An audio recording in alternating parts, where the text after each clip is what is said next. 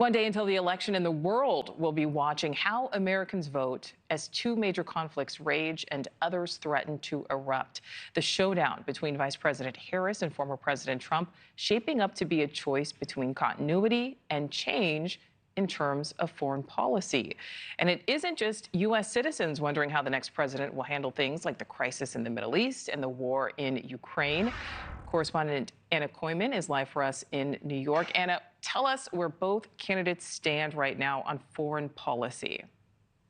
Hi there. Good afternoon to you, Nichole. Well, wars are raging in both the Middle East and Europe, and as Trump and Harris battle it out in the final hours of the election, voters are really paying a close attention to where both candidates stand on foreign policy and how they will deal with the potential to have their sons and daughters on a battlefield. So let's dive into what Trump and Harris have shared publicly, sort of a shopping list for our voters to remind them where everybody stands. It appears Trump would be a disruptor in chief. Now, this is a phrase that's been used to describe the former president during his first term. This time around, Trump is promising peace through strength and an America First policy if he lands a second term.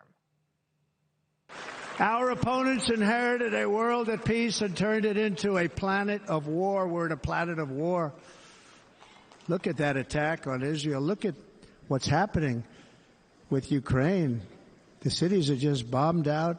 How can people live like that where buildings, massive buildings, are falling to the ground?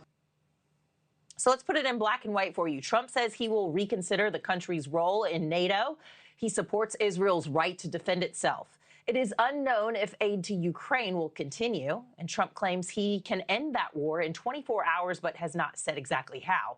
Trump seeks to confront China over what he says is a collection of economic abuses. All right, Nichole, so now we're going to take a look at the other side of the aisle, and for all of you at home as well. While Harris seems to be mostly following Biden's playbook and would have more traditional alliances and engagement in mind.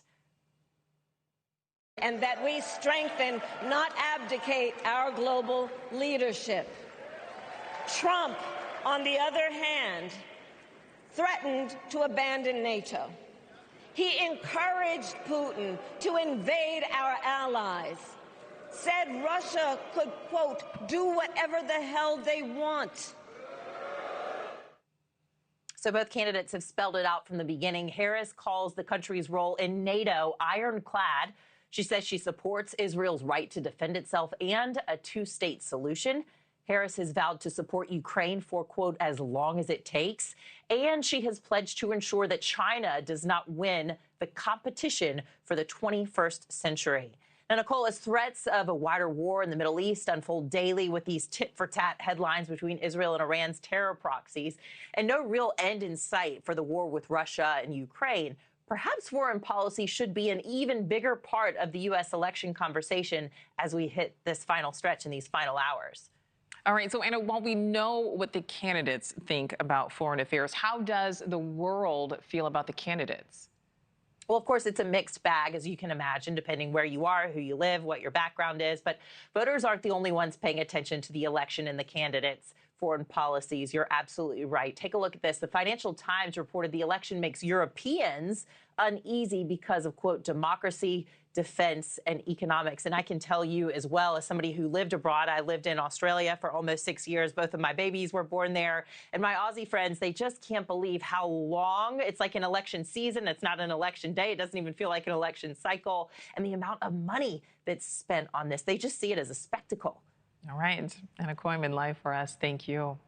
Thanks for watching. Go to joinnn.com to find NewsNation on your screen. And don't forget to click the red subscribe button below to get more of NewsNation's fact-driven, unbiased coverage.